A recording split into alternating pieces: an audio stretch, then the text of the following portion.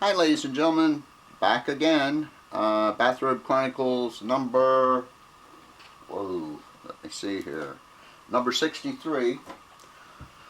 And it's December 2009, I think it's the 9th or the 10th. And what I'm sort of going to back into this one.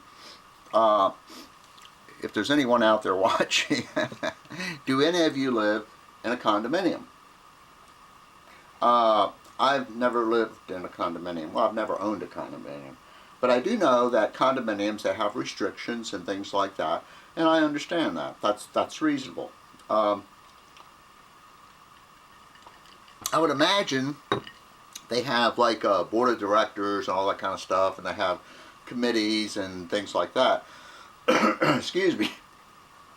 And I would imagine when there's an infraction of the rules or whatever. By the way, my puppy's running around tonight, so she may come over and visit. And this is sort of like, I don't know what to say. Where, baby? Anyway, where was I? Condominiums. And I would imagine it'd be kind of interesting because when we put people in positions of authority where they are able to,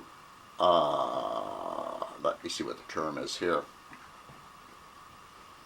You know, they have this position where they can wield authority and say, hey, you have too many plants in your yard. Or, hey, you didn't, paint your front door. Or, hey, your Christmas tree is too bright, or what have you. I would imagine some of these people who are on these committees or who have the authority to make you, the homeowner, the condominium owner, do something because they don't like what you're doing or you're violating one of their laws. What in the world is that? Computer just shut down. Anyway, I'm sorry. So that's what I want to talk about is condominiums and violations and things of that nature. Now, I don't know if this made the national news. This is something that's happened in my state. And what it is about is a fellow who lives in one of these homeowners association places or whatever, and he violated one of the rules. And what the rule, I don't know what the rule actually said, but what this gentleman did is he put up a 20-foot flagpole. From what little I could tell by the photo, it was a nice flagpole. It wasn't some shoddy, piece of junk or something. And he would go out every day and raise the American flag. And then at sunset, which you're supposed to do unless you have it lit, and I don't know if he had it lit, I don't think he had it lit, then he would come out at sunset and he would lower the flag. Now, since 9/11, I remember shortly after 9/11, you most likely couldn't buy an American flag. Everybody had lapel pins, they had stickers, they had everything, and I'm not knocking this or making fun of this at all. And now since Bush started this war, I think we're more appreciative of our service people, which we should be. We should have always been appreciative, and we look at them differently. Either we're paying lip service to it or we actually do. I think one of the things that's not too cool is when we call everyone in uniform a hero. Now, that's BS. Come on.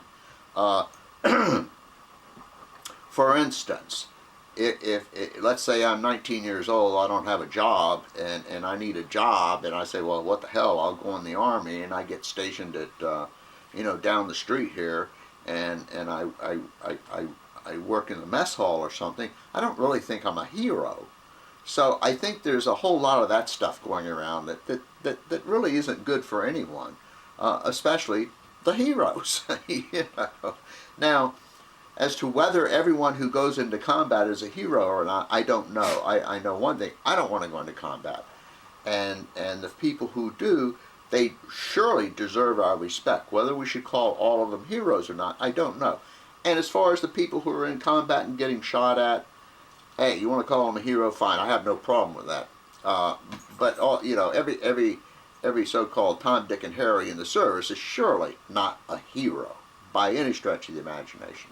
Now, what the hell am I working up to here? You're going to love this. If you haven't heard of this, you are really going to love this. Now, the homeowners association told this person, get rid of the flagpole. Now, I've never been on one of these committees. I've never been on a homeowners association or anything else. But obviously, even if we don't have a homeowners association, and even if we don't live in a condominium, all cities, I'm sure, have some kind of code. In other words, if you let your grass go like 500 feet, like mine gets sometimes, I'm sure there's rules in the city, and the city folks can come by and put a tag on your door or something and say cut your grass, whatever.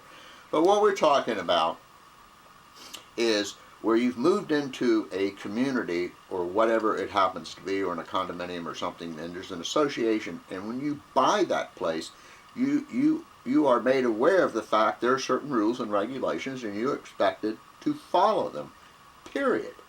And so obviously when this person moved into this place, he was given, all these papers to sign, all this kind of stuff, and I'm sure he was made aware of what the rules of the community are, or the housing project, or the condominium complex, or whatever this place is.